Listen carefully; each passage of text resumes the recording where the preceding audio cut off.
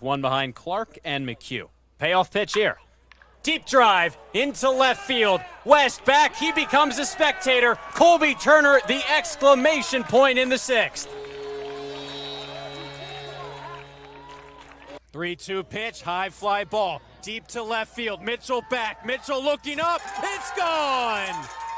Caden McDonald, a go-ahead pinch hit, two-run shot. The swing of the season puts the Gateman in front by a run. Deep drive into left field. This one's all the way back. The month of McDonald continues. Goodbye home run. Get hitters count for Turner. That one is blasted. High in the air, deep to right field, hugging the line. If it's fair, it is gone. Colby Turner rounds them all. A two-run shot deep into the Chatham night. 3-0, Gateman over Anglers. Give the Gateman the lead at a minimum. Comes the 3-2 pitch. The other way, it's down for a base hit. Shane getting the wave around third. The throw in from Coonan, play at the plate. Shane's in there. He's in scoring position now for Chris McHugh. 14 RBIs for the righty. 1-2. Turner on the mound. Comes home from the stretch. Hard hit into center field. Freeman in pursuit and falls in front of him. Turner got a late jump. He's now rounding third. The play at the plate. Throw bounces in there. Turner slides in safely. McHugh up to second on the throw. The Gatemen strike first. It's 1-0. And on that breaking ball, Matthews just got enough to stay alive. They'll do it again. Baisley from the stretch. 1-2 pitch. Swing and a miss. This wind train keeps on chugging. 7 straight for Wareham, on fire in July. They take this one 4-2 over the Kettleers. And the 2-2 pitch. High fly ball, deep to left field. That ball is gone. Welcome to the Gateman, Drew Rogers. First at bat, first home run. Wareham's up by 3. How about that? Broussard came in a long ways, couldn't settle under it and wind up make a throw. Hard hit, deep to left field. Way back it goes. Take a good look. You won't see it for long. Caden McDonald, a 3-run shot.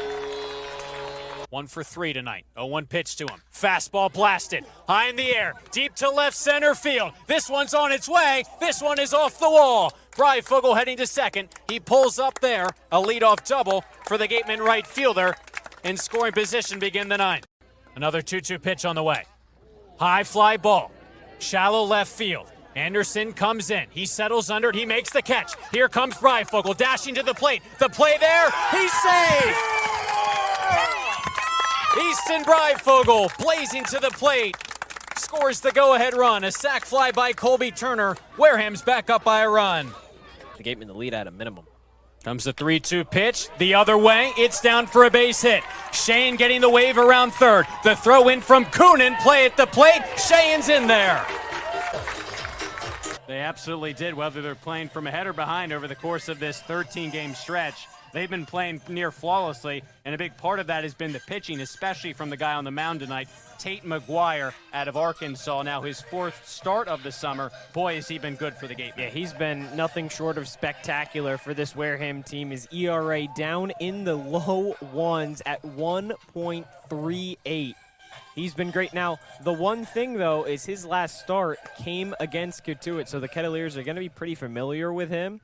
And he pitched pretty well against Cotuit. He went 5 innings, 4 strikeouts, just 3 hits. The 1 run he allowed was unearned. But again, now this is going to be 2 times in a row for McGuire that he's going to have to face the same team. So the more at-bats that players get against the pitcher, the more it favors the offense. So something to keep an eye on. As dominant as McGuire has been, he's going to have a tall task against the Cotuit lineup that's tied for the highest batting average across Cape Cod. And that lineup begins in the form of Camden Johnson at the top, the lefty. Ryan Farber, second baseman, bats second, batting third. Center fielder Caden Bogenpol. Natilli in the middle. He's got 3 grand slams this summer, including 1 against this Gateman team. Dean West, Nolan Stevens, Luke Matthews 5 through 7, Case Sanderson, and Luke Lavin round out the starting 9, the lineup for the Kettleers.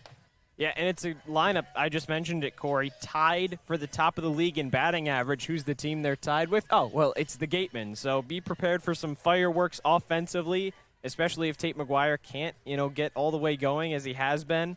But this is a great Gateman team, and hopefully McGuire can deliver on the mound and shut down this prolific Kettleers offense. As Josh mentioned, Tate got the start the last time these two teams played. Faces Camden Johnson, the leadoff man, batting from the left side. 300 hitter, no homers, 9 RBIs for Johnson. Rogers behind the plate is ready. Tate McGuire on the mound's ready. Johnson in the batter's box is ready. First pitch tonight from Spillane Field. Foul ball out of play, and we're officially underway from Spillane Field. Just an hour late, but thanks again for sticking with us here on Cape League TV. Some afternoon thunderstorms. These two teams electing to play an hour late. Make sure the field was in ideal condition. 1-1 now on Johnson. And I'll tell you what, it certainly doesn't look like a thunderstorm got hit.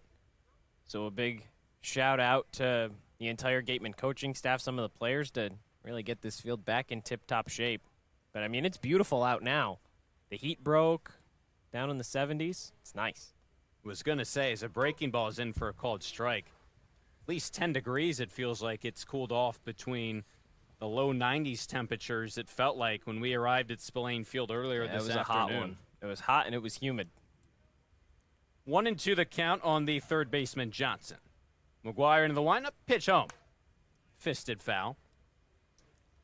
5 shutout innings for McGuire last time these two teams played. Did allow a run, but it was unearned. That dropped his season ERA to 1.38. Guy who's been really dominant for the Gatemen the past 2 summers. ERA under 4 a season ago. Another 1-2 pitch on the way. On the inside corner, just misses. Count even at 2-2. Mentioned Katuitz's won 2 straight. Last night, it was a mercy rule win over Hyannis, 11-0. 2-2 from McGuire. Ground ball back up the middle. Ramirez shading, makes a nice play behind the bag. Low throw to first, and a great job by Rivera over there to pick it. What a start to the game on both ends. We'll get you a quick look at the rest of the Gateman defense behind McGuire. It's McHugh, Cruson, and Turner left to right. Shane Ramirez, you just saw Ramirez at short make that nice play. Randall Rivera, that's third to first. Rogers behind the plate.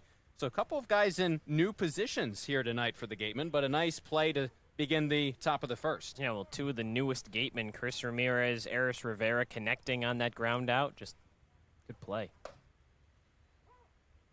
0-1 on Farber.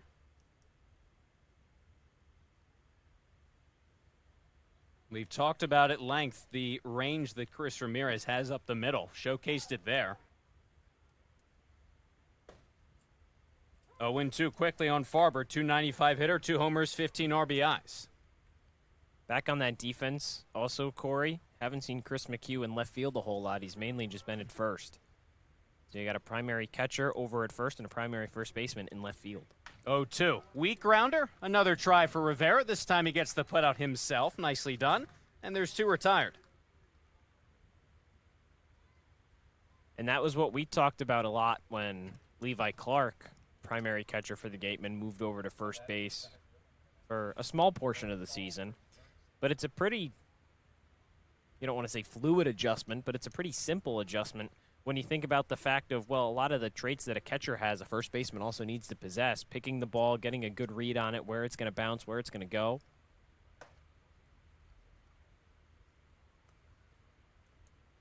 And it kind of felt like if there's a position where you need someone to learn on the fly, Ryan Smythe has stuck those players in left field. The center fielder, Bogenpol, waiting on the 1-0, make it 2-0. 8 and a 237 hitter with a homer and 15 RBIs.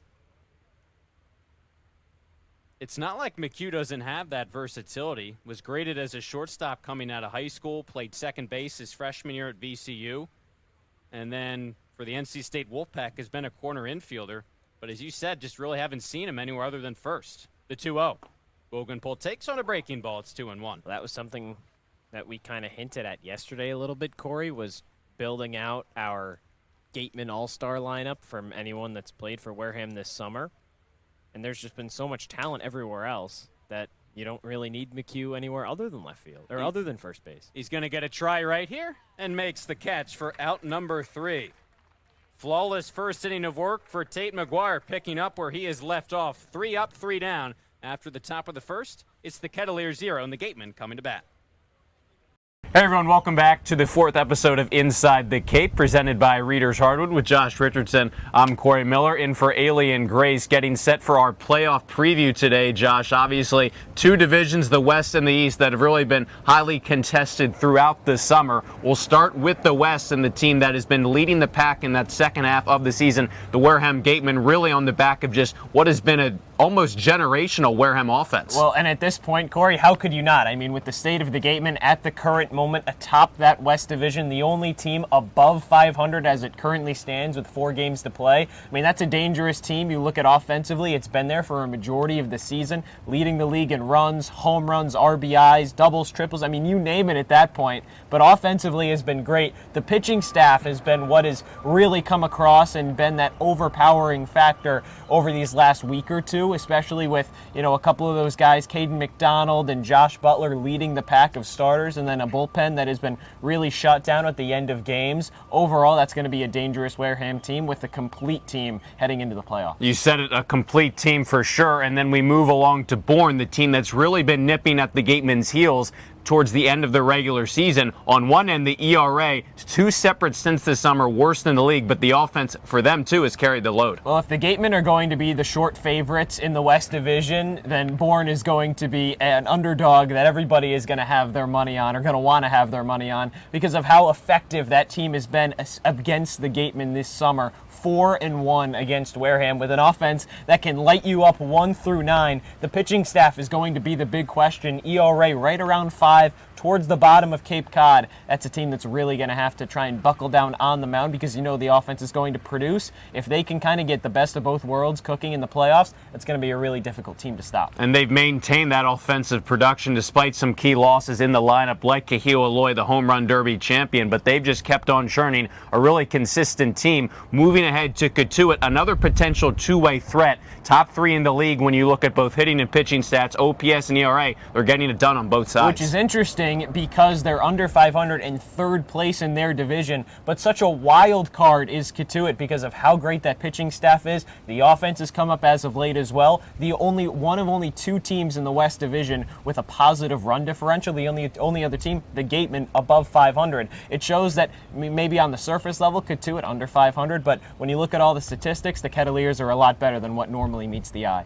A lot of lefties in that lineup too. 5 lefty bats plus a switch hitter. A lot of kind of guys who have been long haulers over the course of the summer, like Caden Bogenpole in the outfield. So the Kettleers, a lot of familiar names anchoring that team. So from Cotuit, we'll continue to make our way eastward across the West Division, and we move ahead to Hyannis, a team that was at one point first place in the early going this summer in that West Division. But once some of those key bats like Andrew Williamson departed the team, have kind of struggled to fill their shoes in the heart of the order. Yeah, from opening day until about that first weekend in July, Hyannis was in first place with no signs of slowing down, building off of that first place finish in the regular season last summer. But then you get a couple guys to leave, a team that's had so much roster changeover over the course of this season now finds itself all the way down in 4th place, just fighting to get in the playoffs. It's going to be a tight race, but that's an offense that can really get going when the bats get hot, and a pitching staff that has shut down some of the Gatemen's, or some of the Cape's best teams, most notably the Gatemen, just a few days ago. Yeah, just 1 run in that contest, a kind of inconsistent team. 11-0 the loss one night, then they win over Bourne 12-0 the next night. But let's round things out with the Falmouth Commodores, a team that hasn't lost a ton of guys in terms of bats especially, but that starting staff rotation up over 5 this summer, innings 1 through 7. They were at one point in first place in the West Division, but now outside looking in. The bullpen's been great. The starting rotation has not been, and that's going to be the key. The bats can get going at any moment, especially with that team coached by Jared Saltalamakia. I mean, that offense has a lot of the returners, a lot of guys that have been here for a majority of the season, just hoping that that front-end pitching can be a little bit better. If the offense can kind of keep it, to a 1-run game, a 2-run game, the pitching staff performs well in those first 4 or 5 innings, then hopefully the bullpen can kind of carry them the rest of the way and maybe sneak into a playoff spot. There's still a little bit of work to do. 3 points behind Hyannis for that 4th spot in the West, but definitely not a long shot or really out of the picture by any stretch of the imagination. Yeah, on the outside looking in, but as you mentioned, everyone's just really kind of highly contested in that West Division. You got to go back to the 80s, the last time everything was this clumped together, 1st to 5th place. But obviously 4 playoff spots on the line. The Gatemen lead the way, but a lot of teams right at their heels. It should be an exciting finish, an exciting postseason action. So that's the West Division, how things are shaping up. But we can't forget about the East. We're up against our first break here, but when we come back, we're talking all things East Division.